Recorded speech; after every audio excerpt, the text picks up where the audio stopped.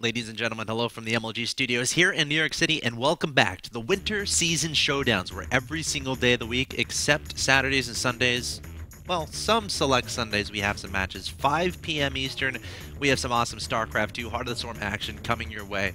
Again, best of fives to determine who gets a spot at the Winter Championship event in Dallas, Texas on March 15th. We've already had a week and a half, I think 8 days or so of awesome matches. If you missed any of them, youtube.com/official MLGSE2, available 1080p HD. Take advantage of that if you missed anything. Speaking of websites, MLGProShop.com, your source for awesome gaming apparel, MLG apparel. If you want to support MLG, if you want to support esports, and you want to buy something comfy at the same time, head on over to MLGProShop.com.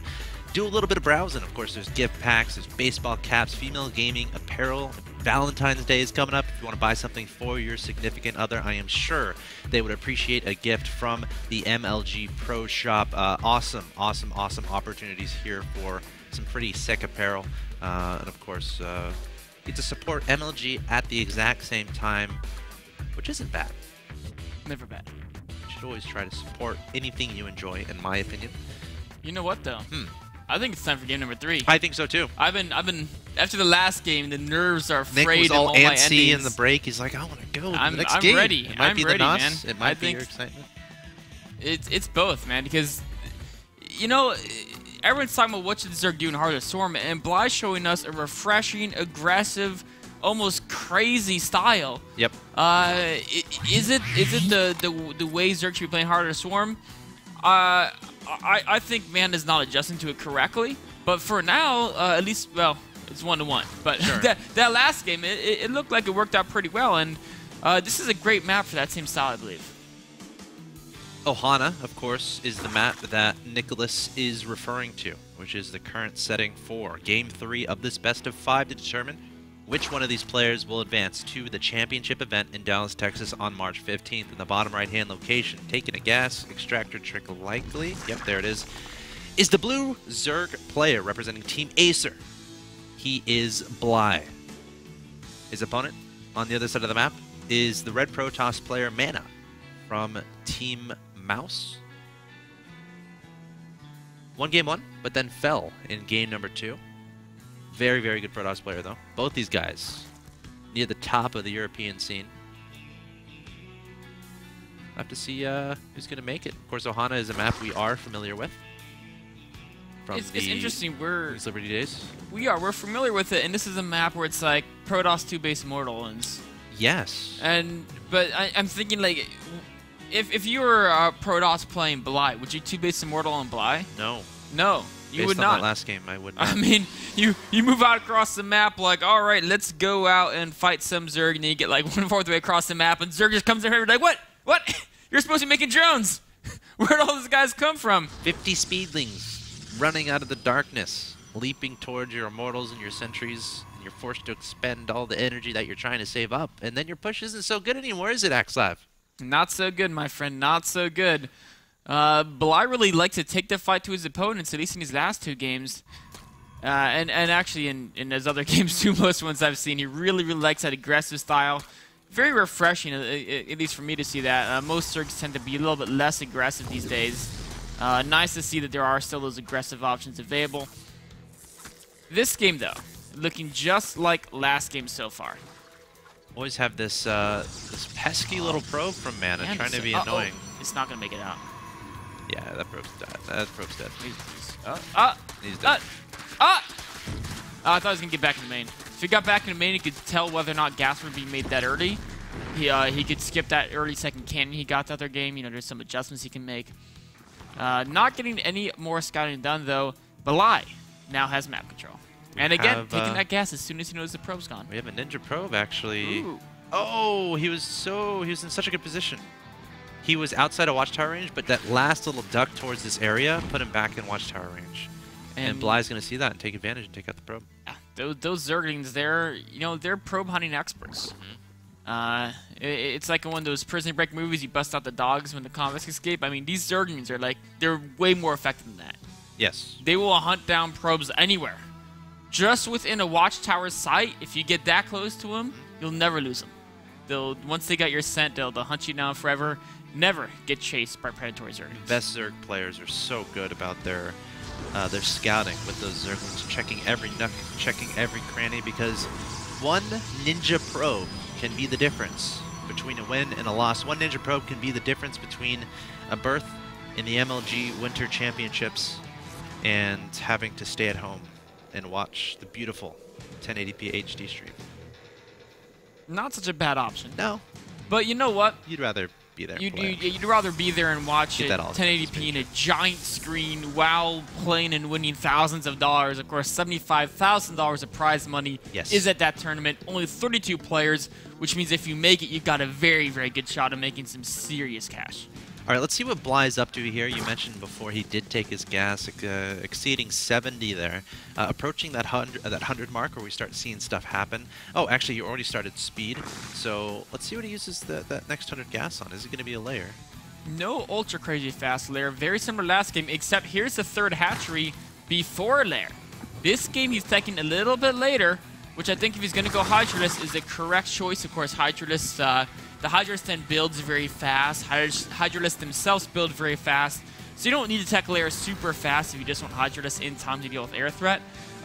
This game, I really like the way he's playing. He's still going to get that third base. He's droning up much more aggressively than he was that first game, for example.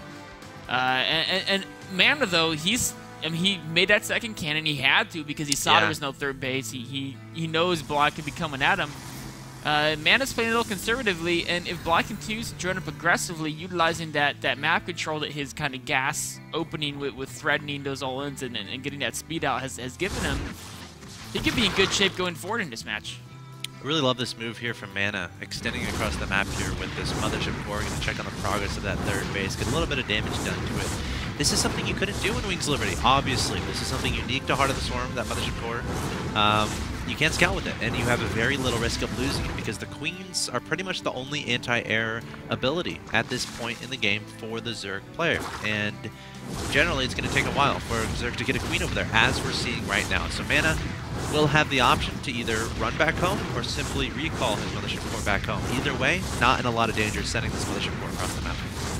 It's going to take a couple Queens to take that down. Of course, 101, if there's no cutting involved, the Mothership can take down a Queen, but on creep with a player as good as Bly, that first Queen should be able to take it down with some cutting. Spire is halfway done. Mulis could be instrumental in really keeping the Protoss pinned back and doing amazing damage to them. But Mana, he's again going for this mass gateway type attack. If he can get this started before the Mulis can really get on the attack, Mulis are not good defensive units. Now, it should be interesting to see where Mana attacks. I know I've said this before, but especially when mutas are involved, if you attack the third and then the natural, that can be dangerous because if your opponent is counterattacking with mutas and goes for a base trade type play, you probably want to hit their natural or their main as soon as possible. Carve into their production, make sure they can't set up that ridiculous spine defense, and that's something we could see here because mutas aren't necessarily meant to engage straight up, and we're seeing the +1 weapons upgrade here from Bly. We'll have to see what his plan is once his opponent decides to show his hand, which is that 7 warp gate aided with the Mothership push across the map. I think he has +1 as well. Yeah, he has +1 right now. Oh, look at this massive Zelt warping on the left side. This horde of Zelts is going to descend on the third. Oh my gosh. And this is they're mutas. Yeah, this is a hatchery sniping tactic. But, I mean, he may get to hatchery, but he's going to lose his entire force here. Yeah, I don't think this is worth it. I don't even think he's going to get the hatchery. The Warp Prism's going to fall. Oh, there's Warping going to hit. Wow. Oh, no, Warping. The hatchery will go down, definitely. But at least if he focuses, a lot of those Zealots, actually, they're not focusing. Hold on. The hatchery's going to be very, very close, down to 67, down to 40, 30. Oh, it is going to die with 3 Zealots to spare, but all the drones remain alive. 2 Stargates immediately being placed down from Mana.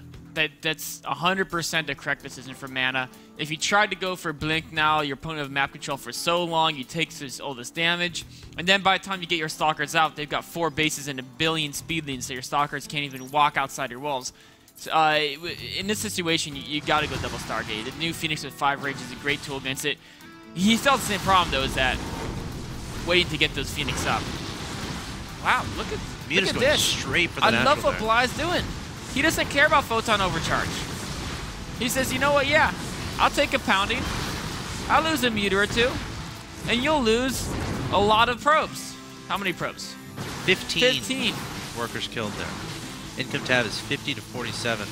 Of course, he wasn't able to spot the 2 Stargates. Ooh, that's critical.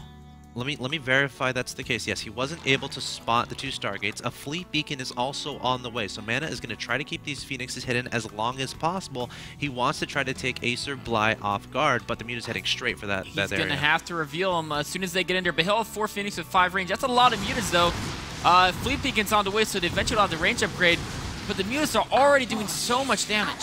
All right, 4 Phoenix out on the field here. Mana needs to bring some Stalkers up here to defend. The Muta's going to target down this pylon. Great decision. The 2 Stargate's going to be unpowered immediately, and that has to bring a grin to Bly's face. Another Muta. Oh, Muta Rally actually getting caught off guard there. Nice shots from Mana, but where are the Stalkers? Here they come. 3 Stalkers, 2 Sentries. I don't even know if that's going to be enough to deal with these Mutas. They're just ruthless, man. They say you want to stand and fight, we'll take that fight any day of the week. Phoenix is nice micro by Mana, but getting a little bit too close. Another Phoenix getting picked off. Guardian Shield not lasting too long as those sentries get focused down. Yeah. Wow. Wow. What interesting games we're seeing in this best of 5. We are. I mean, that was almost a situation where the Mana went for that mass cell attack. And I think he was thinking, he was hoping he catches his opponent doing that Hydra build. And, he might have a few Hydras, but they'd have a hard time getting to the base. He could engage them off creep, kill the hatchery, maybe do some damage. I don't know, actually. Maybe he thought his opponent was going infest. I'm trying to think of why would you do that Zealot He could have thought it was Mutas too, but he could have thought, oh, I'm going to hit way before they come out kind of a thing. Yeah. It's a tricky read. I'm honestly a little bit surprised because he went all in to a certain extent. Like, pretty much all definition of the words, that was it. Because if the Warp Prism falls, what do you do? Like, he didn't have a probe there. There's no forward pylon. He only warped in Zealots. Like, imagine if he mixes in 5 Stalkers and then, of course, he was going for the Hatchery Warp, so it makes sense that he didn't, but he got completely hard countered there. Like, when you have a Warp Prism, that's your only form of reinforcements. You only have Zealots, which only attack ground, and you don't kill 20 drones, like, and the Mutas just kill everything. It's like, what do you do? Yeah. I like the decision, though, to go for the 2 Stargate. I think that was the right move. It's just maybe put on the other side of the map or something. It's like, how do you get enough Phoenixes out? Is a tricky thing too. Yeah. Or maybe get enough Stalkers back home so you can defend easier. I don't know. Tough spot for Mana. Bly goes up 2-1. Yeah. I've got confidence in Mana. He's a strong guy. Mana definitely a player that is able to come back from deficits like these. He's been in this situation before, but he has to win 2 games in a row to get that qualification spot in Dallas, Texas at the Winter Championships. Bly from Team Acer is 1 win away. Tell your friends this is going on. Get on Team Liquid, get on Reddit, join the conversation, and enjoy. Of course, Game 4 coming up between Bly and Mana. Don't go anywhere.